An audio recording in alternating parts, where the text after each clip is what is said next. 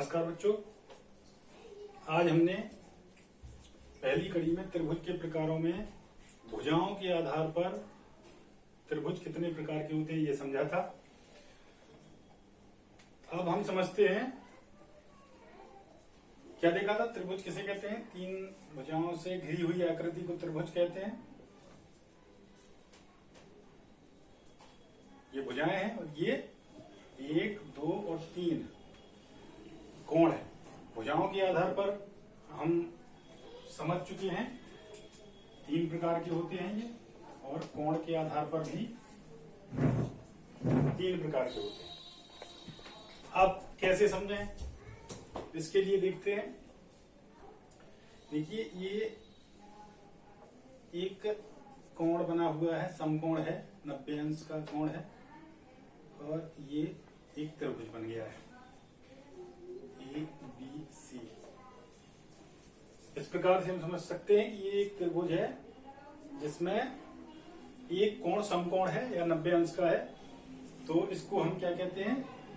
क्योंकि इसमें समकोण है तो ये हो जाएगा समकोण त्रिभुज। समकोण त्रिभुज क्यों? क्योंकि इसका एक कोण 90 अंश का है, समकोण है। बाकी 2 कोण जो हैं वो न्यून कोण होंगे अपने आप, क्योंकि त्रिभुज के तीनों कोणों का योग 180 अंश होता है। इसलिए समकोण त्रिभुज में एक कोण समकोण और शेष 2 न्यून कोण होते हैं। ये समकोण त्रिभुज हो गया। इसी में तीनों कोण अगर न्यून कोण हो, ये समकोण लगभग बन रहा है, इसको थोड़ा सा न्यून कर देते हैं इधर ऐसे। ये सारे तीनों कोण कैसे हो गए हैं? ये भी 90 से कम, ये भी 90 से कम, ये भी 90 से कम। ये तीनों हो गए न्यून, इसलिए इसको न्यून कोण त्रिभुज कह देंगे। न्यून कोण त्रिभुज में तीनों कोण न्यून कोण होते हैं, तीनों कोण 90 अंश से कम होते हैं। और अधिक कोण में एक और प्रकार हो गया, ये 90 अंश से अधिक ले लिया हमने।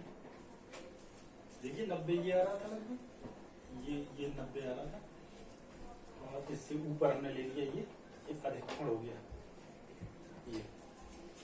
तो ये हो गया अधिक कोण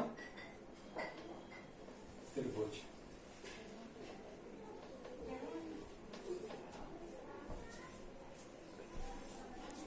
तीन प्रकार हो गए। 90 अंश का कोण है समकोण त्रिभुज, तीनों कोण 90 अंश से कम है न्यून कोण त्रिभुज, और एक कोण 90 अंश से अधिक है तो अधिक कोण त्रिभुज। ये कोणों के आधार पर हम त्रिभुजों को इस तरह से समझ सकते हैं।